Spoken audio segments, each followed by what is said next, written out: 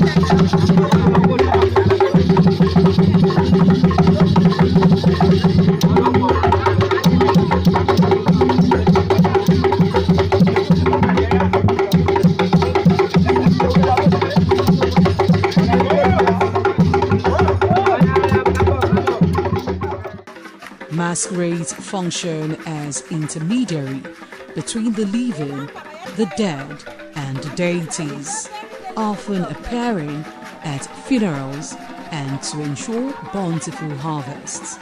Masquerades are used for entertainment during festivities, traditional festival, and to celebrate the rich cultural heritage.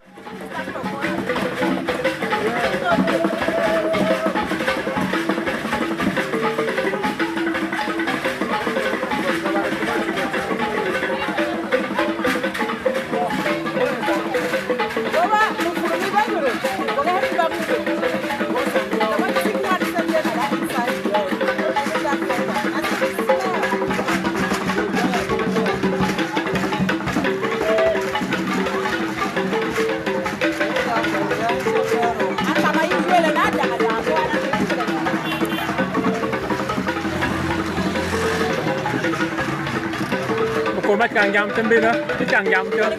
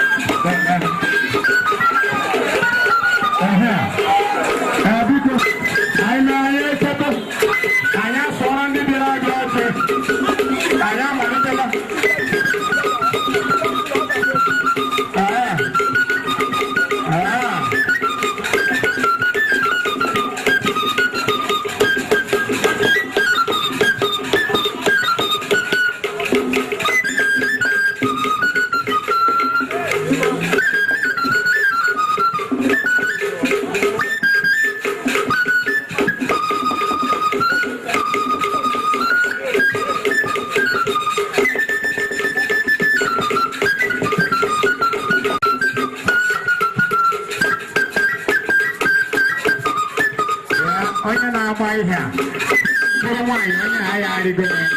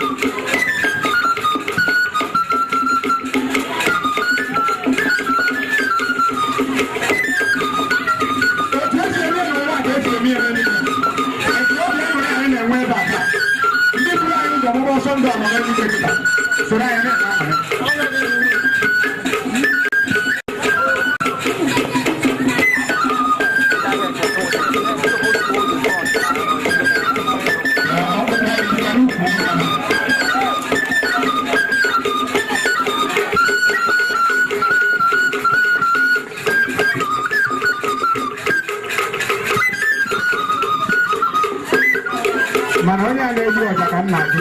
Kalau ini mana nak kau kepengen dulu.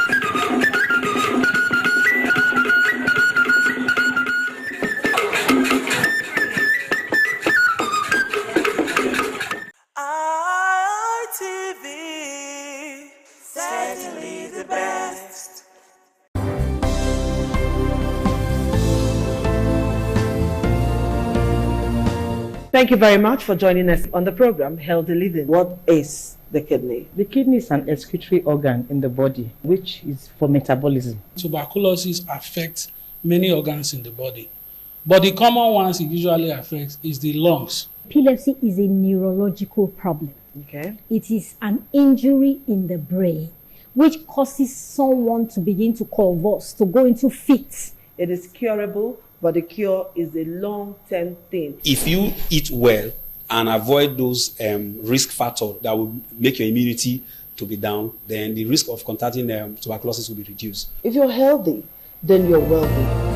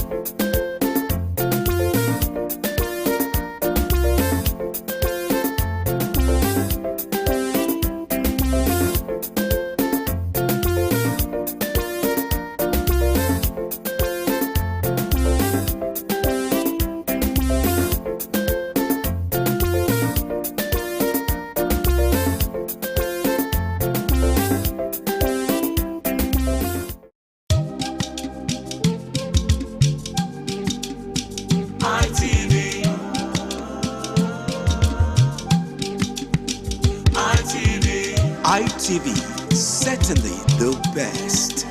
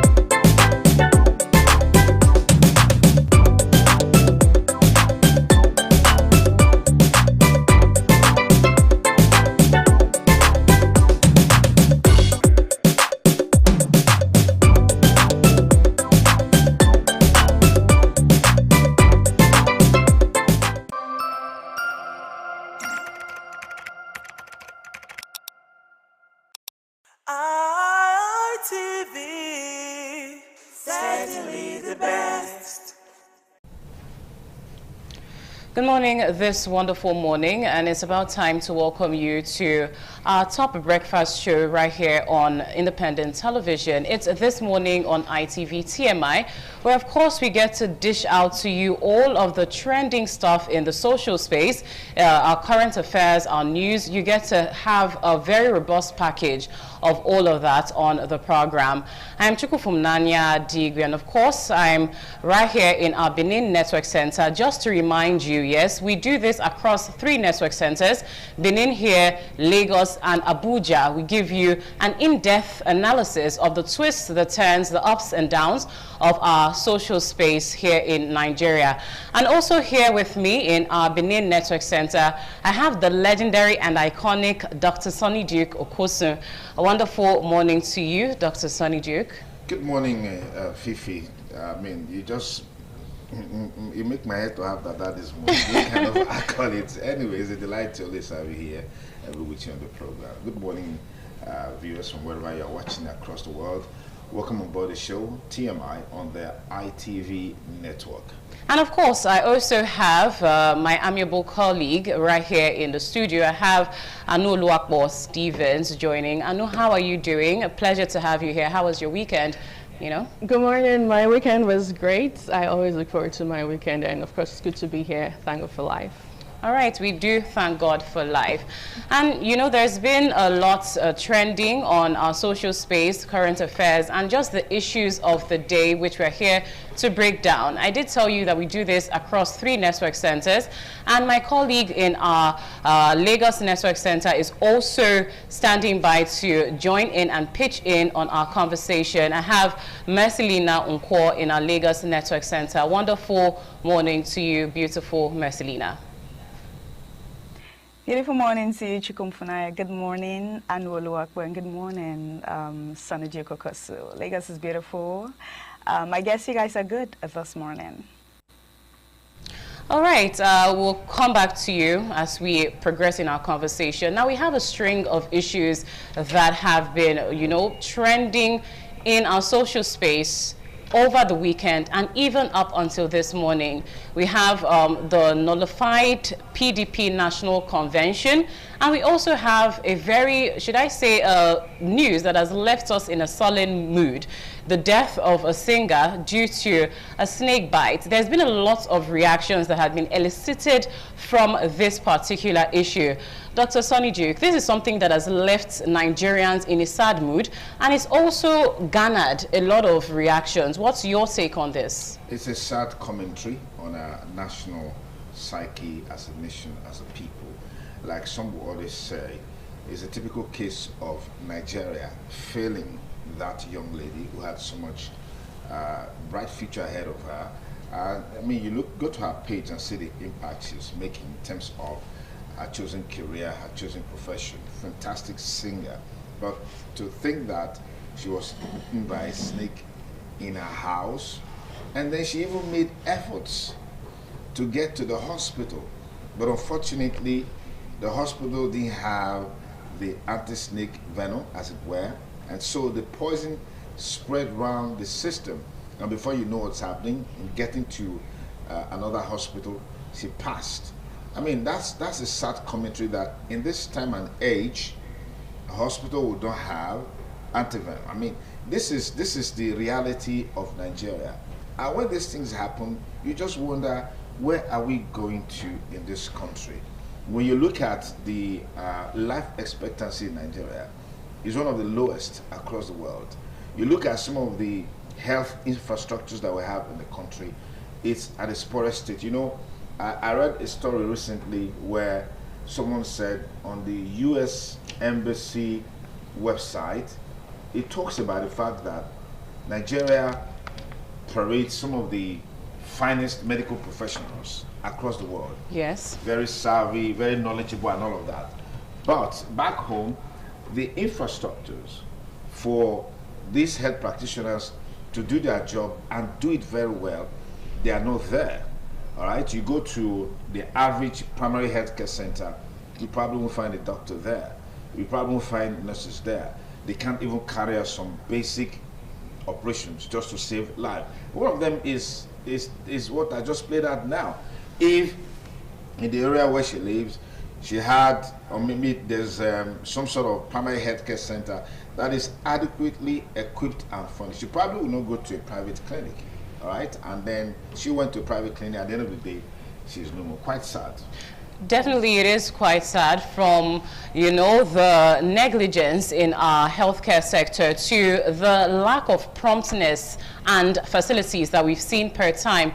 We've even got to see it, you know, with the death of the son of Chimamanda Adichie. And now this, it's something that a string of issues have boiled down to, you know, just make it in our faces. And let's have your own take on this.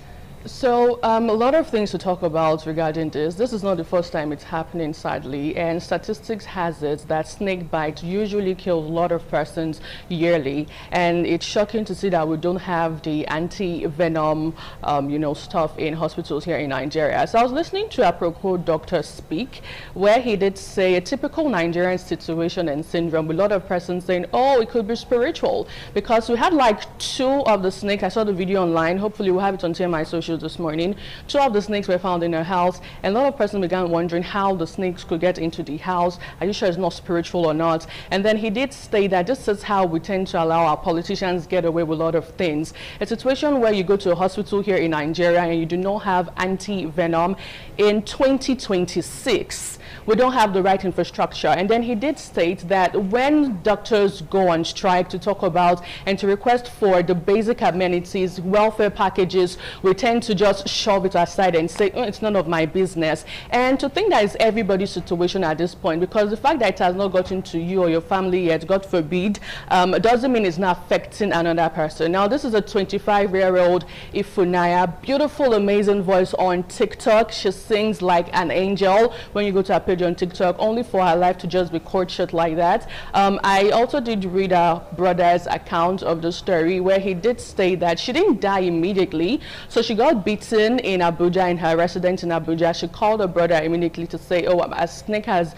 you know, did bite me and I'm going to the hospital, do not panic. She did book a bolt down to the first hospital, which is a private one. They said they do not have the anti-venom. And then she went to a federal hospital. Interestingly, let's note that all of this happened in the FCT. Right. Yeah. So she went to a federal hospital, and that was when they took out what she used to tie her hand. And interestingly, it seemed the venom did spread. She got fixed a drip on, and a couple of hours later, we heard the sad news. It's pathetic medical negligence, what is going on. I feel like this is where the federal government, the politician, needs to step up. It's not enough to have road construction and you're building flyovers and you just want to cut ribbons. What about the basic necessities in private or in primary healthcare systems right here in Nigeria? We do not see that happen. And the usual saying of me, Nigeria never happened to us, we get to pray that every time, has already happened to Ifunanya.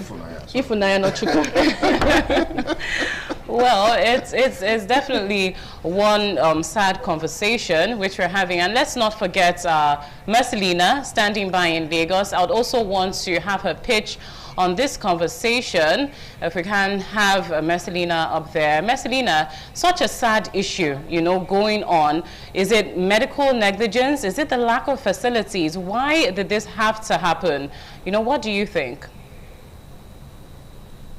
I would say Nigerians failed her, and at the same time it is medical negligence, because this is 2026, for crying out loud. How can you go to hospital and they have the venom? It's really sad. I mean, I saw a page on TikTok. She's really doing well for herself, and Nigeria has failed her. It's like I said earlier, this is 2026.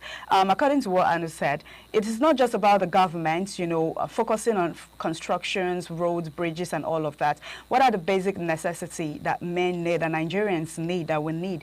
The healthcare sector, are they paying attention to the healthcare sector? It is very important. How can you go to an hospital, you're being bitten by a snake, go to an hospital and there's no antivenom? It is I mean, the government, the politicians, I mean, all those people in power, they really need to look into this. It is really sad. Cutting the life of that beautiful young lady short, you know, failing her as a country, it's sad. I mean, I feel for her, I feel for her family. This period they're grieving, it's sad. They really need to look into it. But basically from Lagos today, we are also going to be talking about the court nullification. Court nullifies PDP National Convention, and according to the court, the excuse is that the convention was held in violation of existing court orders. As a result, all officials, according to them, all officials that were elected at the conventions are being barred from parading themselves as national officers of the party. And we all know that PDP is the main opposition party, I mean, to the current ruling party, which is the APC. So what is next for PDP? Do they still stand a chance for the forthcoming 2027 election? So we would be having a political analyst that would help us talk on this today. Talking about the court nullifying the PDP National Convention held 15th to 16th November 2025, you know, it's just been a lot for that party. What are the implications for the party leadership, and what does this also tell for 2027? I can also already, you know, hear and see you laughing, Dr. Sonny J. Yeah, I'm laughing because you're talking like someone who is sympathetic. Obviously, I should be, because we should have options, but this doesn't tell well for options come 2027. Yeah, you know, it's quite sad because the path that the party is on right now is more or less like a path of no return. You're seeing in the last couple of weeks, months, maybe years too, a lot of big wigs in the party, they've left, particularly with the emergence of the ADC as a coalition platform. We saw a large chunk of leadership in the PDP move, some remnants of the APC, and then the ADC itself, some remnants of Labour Party, all coming together to form that coalition. And then sadly, some of the state governors on the PDP platform, they've all been moving to the ruling party, the APC.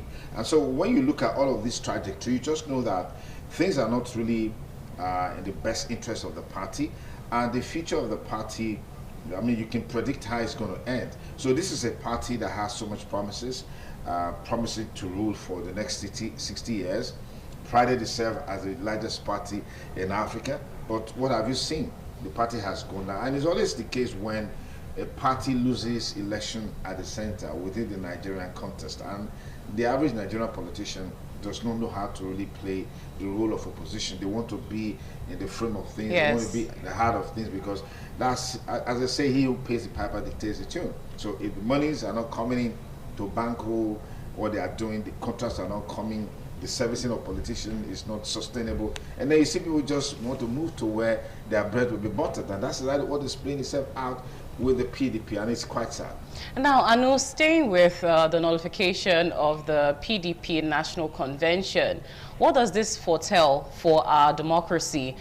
There's a lot of mixed reactions already about it, and how it doesn't leave us with much options, like I said before. But from your standpoint, what does this foretell for us in 2027? You know, having APC as, it seems, the only a prominent party which people can look onto. The ADC right now is kind of, you know, is here and there. So what do you think? What's your standpoint? Well, there are those who would say, is Nigeria moving already to a one-party state? And some persons would believe that the politics and the democracy being played here in Nigeria is quite a particular one. If you tend to observe from others played in other parts of the world, and the one played here in Nigeria is really quite particular. So many things to talk about.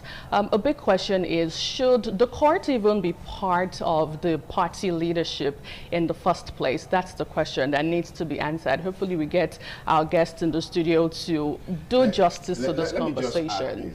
The courts will always be involved in our political process. Right, because that's what some of the PDP bigwigs are saying, that the courts do not have the right to participate in party leadership. Yes, you can say that. Go to the court and argue that. Right. Because you see, they say the court is the hope, or is the last hope of the common man. Yes. So when people are aggrieved, they will seek redress. And you know that when you also have a system where we do not allow the internal democracy of the party to function, that's on the one hand. And you also have some overbearing party members, those who have the ideology, if I don't win, nobody else should win. If I don't get that position, nobody else should get it. So they look for every way and means to scuttle the party by going to different, courts and trying to seek injunction. I had a conversation with the South Caretaker Committee Chairman, Chief Imao Gidi, on Saturday on Politics Today, and that's exactly the point that he raised, right, that you cannot have two courts of coordinate jurisdiction giving conflicting judgment, as it were. So we'll see how it pans out, and I know that the current National Working Committee leadership of the party will seek redress. I'm sure they would have even appealed this decision of the higher court. So let's see how that goes. And some are saying this is the handiwork of the ruling party. And also a lot of people are saying, right, let's also not forget the role of the Minister of the FCT, Nyesom Wike, in all of this. Sure, I'm pretty sure he'll be smiling right now wherever he is. Definitely smiling, if not giggling. Right. All right, yes, we do have a lot of talking points on this particular issue and many more right here on TMI on the ITV network. And I have my colleague in our Abuja Network Center, Joseph Kadri, standing by. You got to join us late, but we've had a robust conversation already. We've talked about the lady who happened to pass away due to medical negligence or lack of attention, after a snake bite. And we've also been able to delve into the issue of the nullification of the PDP National Convention. I would like to have your take on these issues. Welcome, Joseph Kadri, and let's have it. All right, thank you very much, our dear colleagues in Benin and Lagos. When it comes to the issue of snake bites, it's an angle that the federal government most time will tell Nigerians that so much has been allocated for neglected tropical diseases, which of course houses river blindness, schistosomiasis, we have the elephantiasis, and of course, the snake bite, among other neglected tropical diseases, about 17 or 18 of them. And what the government does through the Federal Ministry of Health is to ensure that commodities to prevent or treat, as the case may be, are available. So it is really worrisome that in the nation's capital, where you have so many tertiary institutions like the FMC Jabi, the Abuja University Teaching Hospital, you have the National Hospital, and so many other specialist hospitals across the various districts do not have anti-venom. It calls for thorough investigation. The investigation should start from the Federal Ministry of Health, not to hospitals alone. So it is a sad one that we lost someone to simple anti-snake venom. Now, on the issue of PDP, that the outcome of that national convention in Ibadan that brought the Turaki-led NWC had some of the party members, of course, Wike is there, Payoshe, Senator Samuel Anyanwu, and others were expelled. And when they went to court this time around in Ibadan, it was an order of mandamus for INEC to recognize the outcome of that convention. That was why and you know how it is when the matter started, the reliefs that were not sought was the one that the judge gave judgment to. There was never a time in that suit that says we are the officials, and we must be able to, you must recognize us. They didn't ask the court to recognize them. They rather asked the court to give an order of mandamus for INEC to recognize them. But at the end of the day, what happens? Well, that the court failed to recognize the outcome of the Ibadan Convention. But as we speak, the party has gone to, the party is already on an appeal, and that is why the chairman of the PDP, who is also a legal luminary and SCN, said that judgment is academic. So in the coming days, we will see how that judgment will be interpreted in the appellate court. We do hope to see how it pans out. Definitely, it's going to be such an insightful time with all our talking points on the program TMI on the ITV network. After this short break, we'll proceed to the next leg of the program this morning, where we get to review our newspapers, the newspaper review segment. Stay with us. It's going to be such a ride.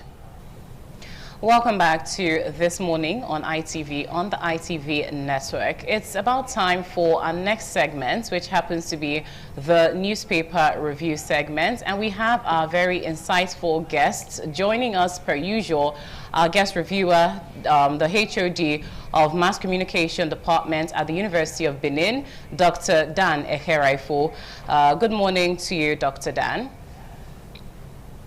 Good morning. It's a pleasure to be here again. Well, it's a pleasure and honor both to have you join us. Now, we'll quickly move on to our first point of call this morning, which happens to be Daily Independent. We'll take the major headline there, which says, pressure mounts for extension as mid-tier lenders flounder. It goes on to say experts see time as biggest risk factor for weaker banks. Now, because we're pressed for time, we'll take just that story headline, and then we'll have your take on it, Dr. Dan. Yes. If you look at this decision of the Central Bank that banks should have a capital base increase from the old 25 billion naira to 500 billion, it is to give stability to the market, to the banking sector. Don't forget that in the mid-90s, we had situations where many banks failed, and NDDC could not account for or provide a sort of solvent for individuals who deposited their money in the banks. So one way of preventing a repeat of what you saw in the 90s is to constantly increase the capital base of banks, so that depositors can feel a sense of safety. So if this pressure is coming, it's simply because for some of these financial institutions, they do not have the right resources to compete in the market. So if they must stay as lenders, they need the required capital to compete. This is the reason why you are seeing this type of pressure. All right, thank you, Dr. Dan. Let's quickly look at what we have with the new Telegraph. The new Telegraph this morning, it's source: military officers smuggle arms on board aircraft, threaten airlines, airport staff. And they write that there's ministers to meet Tinubu over security breaches at airports. Dr. Dan, let's get your insight into this story on the front page of the new Telegraph. You can actually get more on it on page 2. If you look at our society, especially where we are coming from, we came from the military era, and this mentality is still very much ingrained in the way we behave. If you go to social functions where senior military officers are present, you see the attitude of some of their aides. And this is what has played out at the airport. What the government needs to do is to get those officers some penal, so that incidents of this nature will not repeat itself. The airport is a place where protocols that you are a military officer do not hold. Don't forget, even when visiting head of states are coming to other countries, there is always a deliberate policy of not allowing their aides come with weapons. So if at the international level, this type of understanding is reached,